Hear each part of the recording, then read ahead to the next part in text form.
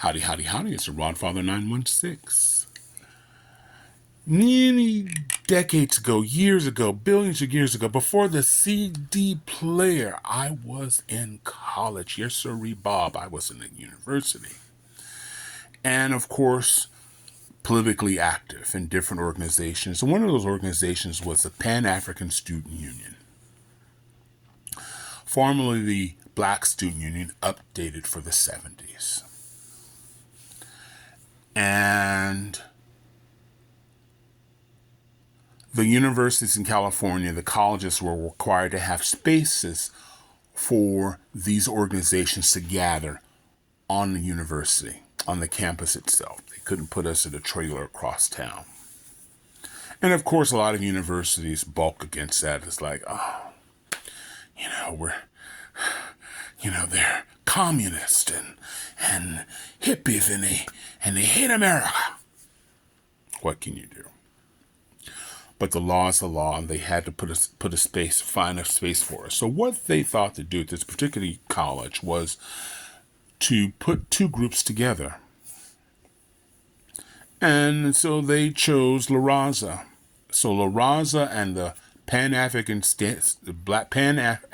Student Union was going to share a room.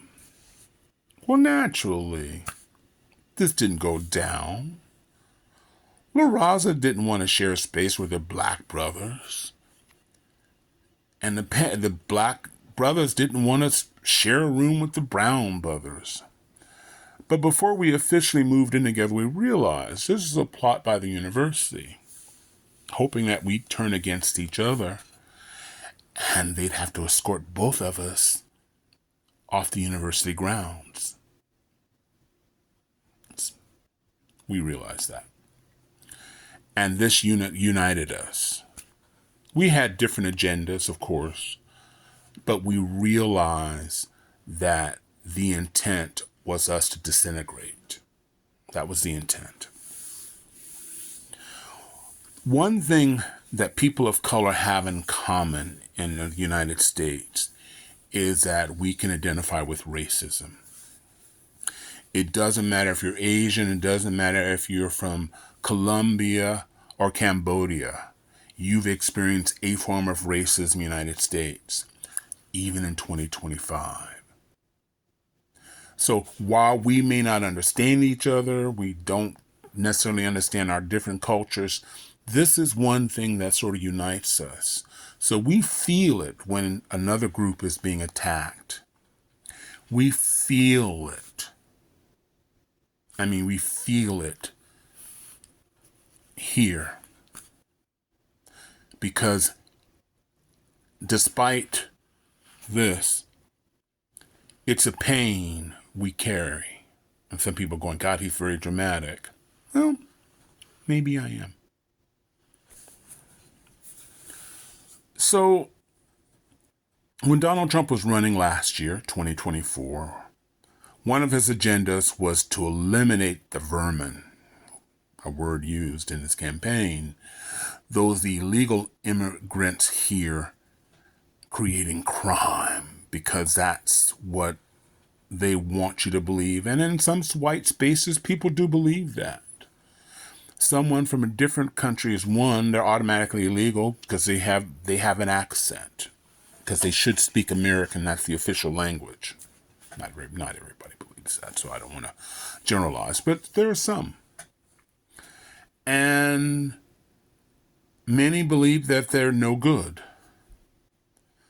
Now, I'm going to say this, and I say this all the time because I live in a border state. My close friends and family members are Latino. And those people who here illegally, be it from Africa, be it from Albania, be it from Canada, are on the DL, on the down low. They're not committing crimes because they don't want to. They want to be here, but the process takes a while. But they're not committing crimes because that ticket, that crime is a guaranteed one-way ticket back home. So this thing of, I'm sorry, I'm not going to convince a lot of people of that. But for those of us who know, I mean, Mexicans are part of my makeup. And a lot of people here in California, Black, Asians, we know or know of someone here's illegally. And so, I mean, this is my family. Well, you're all my family, but these are the people I grew up with in addition to whites and other groups.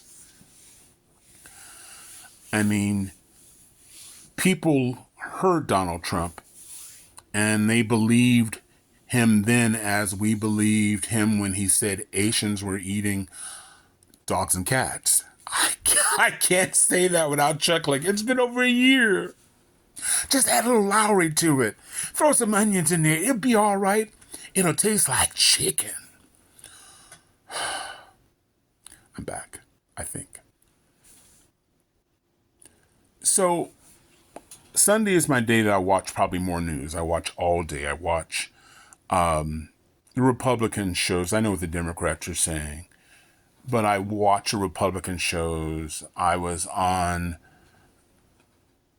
TikTok and other places, just incognito. I'm in the back listening to discussions. And there are a lot of people who believe, particularly Republican politicians, who, if you look at their resume, many of them are attorneys.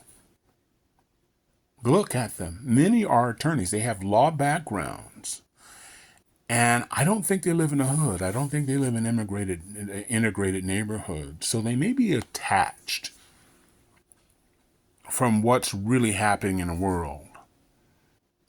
And many of these politicians, not one who stood up for what's happening to my brown brothers, Hispanics, and other people of color, being stripped away of their rights, being taken away without the ability of making a phone call to tell their families where they are, legally here, who live in a world right now of terror, complete terror. If not them, maybe their child. There was some kid down in Southern California, just graduated, grabbed him outside of school. They're going into church, shopping centers, grocery stores. Can you imagine living in that fear? Can you? And not one Republican, I could be wrong, politician said, this is wrong for Americans to live in this type of fear, yet this is the reality, August 2025, and probably September 2025. Yet, with all this terror that's taken place, there's a gentleman meeting, I believe his name Alberto Garcia. He's a El Salvador native. He was arrested and sent to Costa Rica without his family knowing about it. I believe he was accused of trafficking, and I'm sorry I don't have all the details. I apologize. Normally I'm more prepared.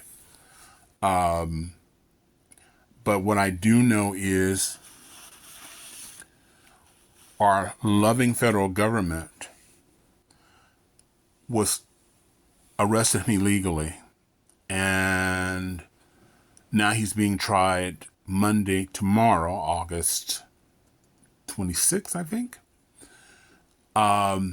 And the Trump administration is threatening with a plea deal. If he doesn't take the plea deal and he loses, they're going to send him to Uganda, where he has no family, no friends. It can't be any crueler than this. And with all of this, you have Republican politicians on TV who believe that Latinos will vote for them next year.